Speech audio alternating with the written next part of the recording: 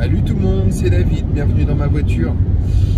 Aujourd'hui à nouveau petite vidéo pour parler de manière un petit peu plus réfléchie, de ne pas être dans l'autonomie et la préparation pure, mais de réfléchir autour de ce concept et de ce qui l'englobe et des conséquences sur nos vies, puisque vous le savez tous, puisque la plupart d'entre vous qui me suivez avaient commencé certaines démarches. Lorsqu'on commence ces démarches, ce n'est pas anodin, puisque notre vie s'en trouve modifiée, et voire même pour certains, moi y compris, bouleversée. Beaucoup de choses changent dans notre vie lorsqu'on fait ce choix.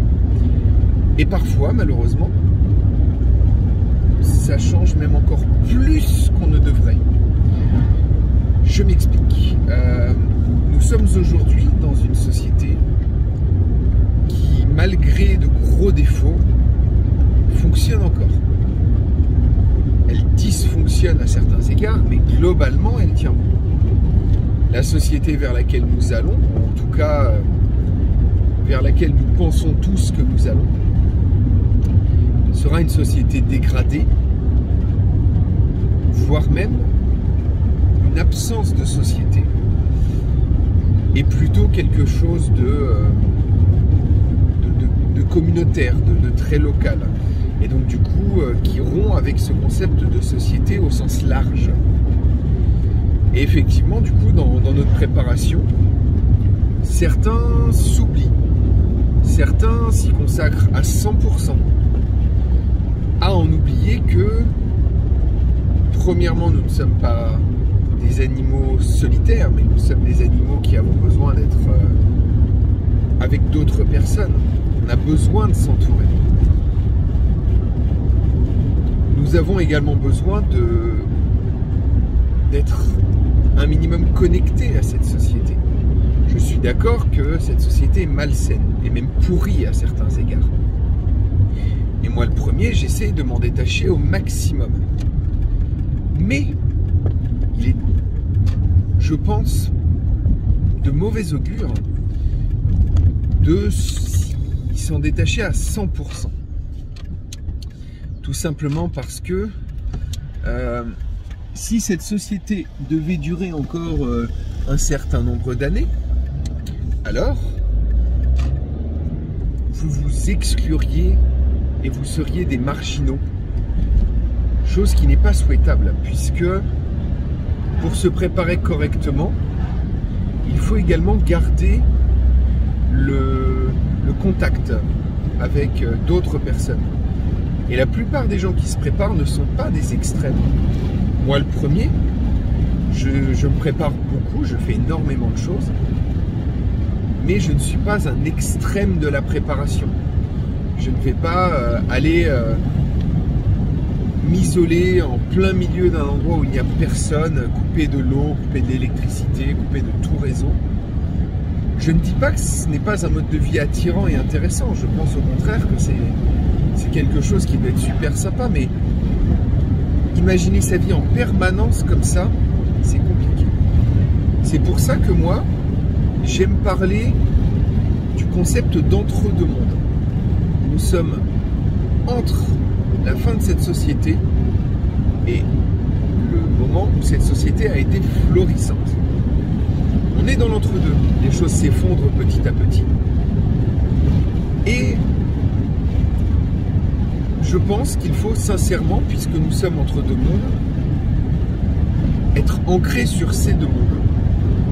Les personnes qui restent ancrées à la société telle qu'ils pensent qu'elle est encore, telle qu'elle a été, pardonnez-moi pour ceux qui le sont, mais je pense notamment à la majorité des boomers, les personnes qui ont revoté Macron par exemple. Ils croient encore que cette société a quelque chose à leur apporter, qu'elle va encore fonctionner et qu'elle est encore pérenne. Il y a également, même s'ils sont bien moins nombreux, des personnes qui vivent déjà dans cette société d'après, cette société post-effondrement. Et malheureusement, je pense sincèrement que ces gens font fausse route. Ça ne leur apportera rien de bon de rester dans la société actuelle puisqu'ils ne seront pas prêts le jour où ça va se casser la binette. Mais ceux qui sont trop déconnectés maintenant sont pour le coup trop en avance. Et il n'est jamais bon d'être trop en avance. Quand on monte une entreprise dans un domaine un petit peu, on va dire,